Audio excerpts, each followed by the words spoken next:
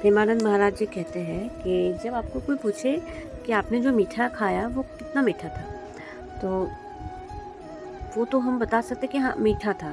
तो कितना मीठा? बहुत मीठा। तो उसके बाद भी अगर पूछे कि बहुत मतलब मीठा मतलब कितना मीठा, तो वो तो जब आप खाओगे तभी पता चलेगा। वैसे ही जो है ये भक्ति मार्ग है। तो इसमें कैसी शांति है, क्या है, नहीं है, कैसा लगता है, कैसे भाव आते हैं, उस भाव में क्या होता है, ये सब चीज़ जो है ना इस मार्ग में चल के ही पता चलता है। कल मैंने एक पॉडकास्ट देखी,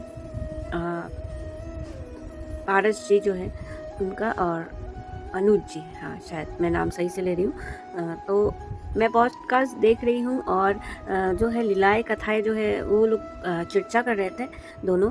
तो वहाँ पे जो है पारस जी भी रो रहे थे।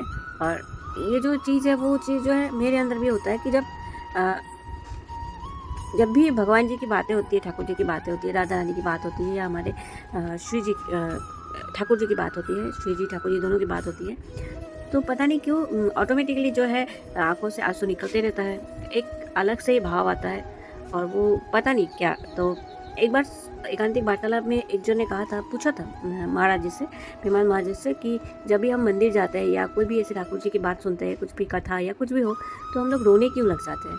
तो उन्होंने कहा कि ये सात्विक भाव है जो हर भक्त में होते हैं, आते हैं। तो ये जो भाव है ये सब में नहीं आ सकता। कोई जब सात्विक भाव वाला इंसान है तभी आ सकता है, या कोई भक्ति मार्ग से जुड़े हो तभी आ सकता है, नहीं तो ये भाव कभी भी नहीं आ सकता। आपको लगेगा कि आप मंदिर में गए हो, जस्ट भगवान जी के सामने माथा टेक लिए आ गए, लेकिन जब आपको कोई भक्त दिखेगा ना, तो उनके दिमाग में कुछ चलता नहीं है कि कोई सुख हो या कोई दुख हो।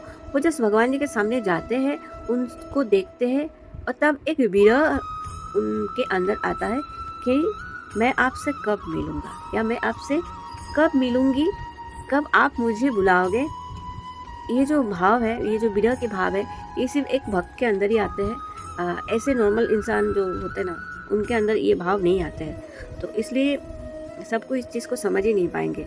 बहुत को ऐसे होते हैं, जैसे मैं भी कभी-कभी इस भाव में आ जाती हूँ, तो कहीं पे कोई गाना सुन लेती हूँ या कुछ भी। जैसे कल पॉडकास्ट देख के मैं रो रही थी, तो मेरे हस्बैंड आके मुझे ऐसे देख रहे हैं क्योंकि उनको पता है कैसा होता है, पर कभी उन्होंने महसूस शायद नहीं किया होगा इसलिए। तो जैसे एक बार एक मंदिर में गई थी, तो वहाँ पे ऐसी कृष्ण का जो है गाना कोई गा रहे थे, तो मेरे आँखों से आँसू आ रहे थे। तो एक बच्ची जो है मुझे देख के बोल रही थी उनके दादी या नानी को कि देखो रो रही है। तो अब उसको तो पता नहीं कि मैं कोई दुःख से नहीं रो रही थी, जस्ट भाव है आ रहे थे।